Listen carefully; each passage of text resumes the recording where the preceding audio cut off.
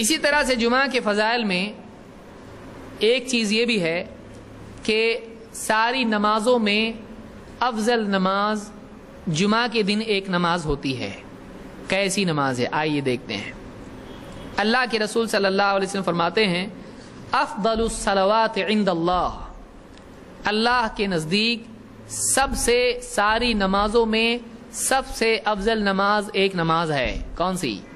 صلاۃ الصبح یوم الجمعۃ فی جماعۃ، صبح کی نماز، فجر کی نماز جمعہ کے دن جماعت کے ساتھ۔ ساری نمازوں میں سب سے افضل نماز کون سی اللہ کے نزدیک؟ فجر کی نماز جمعہ کے دن۔ کیسے؟ بستر میں۔ بہت سے لوگ ہمارے فجر کی نماز کہاں ہوتی ہے؟ خواب میں ہوتی ہے۔ نیند میں سے اٹھے، پھر دیکھا سورج نکل گیا، اس کے بعد پھر کیا ہوگا؟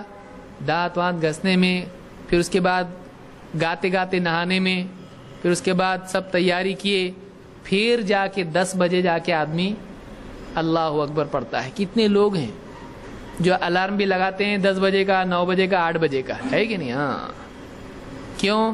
صبح اٹھ کے جائیں گے آرام سے۔ کیوں بھائی ایسا کیوں؟ نیند نہیں ہوئی۔ کیوں نیند نہیں ہوئی؟ رات کو 2 بجے تک فلم دیکھ رہے تھے نا ٹی وی کے اوپر، کیبل نیٹ ورک۔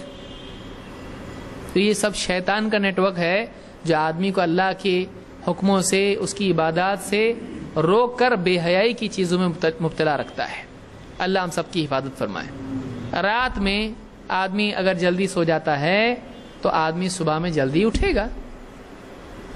تو فجر کی نماز روزانہ ضروری۔ آپ یہ نہ سمجھے اچھا جمعہ کا ہے کیا، باقی دن نہیں بھی گئے تو چلتا ہے جماعت پہ، ایسا نہیں ہے، روزانہ کے لیے ہے۔ لیکن یہاں بتایا جا رہا ہے کہ ان نمازوں میں جو آدمی پڑھتا ہے سب سے افضل کون سی ہے؟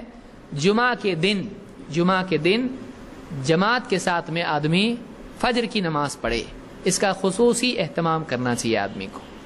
تو یہ حدیث امام البیہقی نے شعب الایمان میں اور ابو نعیم الاصفہانی نے اس کو حلیۃ الاولیاء میں ذکر کیا ہے، اور یہ صحیح روایت ہے۔ شیخ الالبانی نے سیل جامع صغیر میں اس کو صحیح کہا ہے۔